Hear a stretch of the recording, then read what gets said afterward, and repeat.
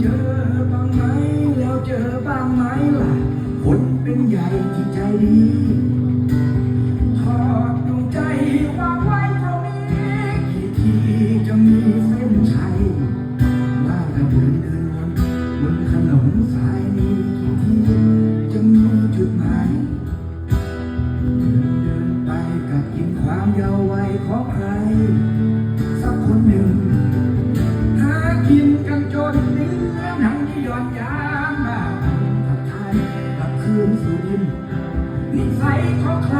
ช่างยากทุกดินนอนกินบนความเดือดร้อนใช้เงินซื้อใช้จากความพ่ายแพ้ต้องยังรังแกคนไร้ปัญญานี่หรือเขาเรียกว่าการศึกษาที่เรียนจบมาเอาปริญญาบังหน้าตัวตนเอาปริญญา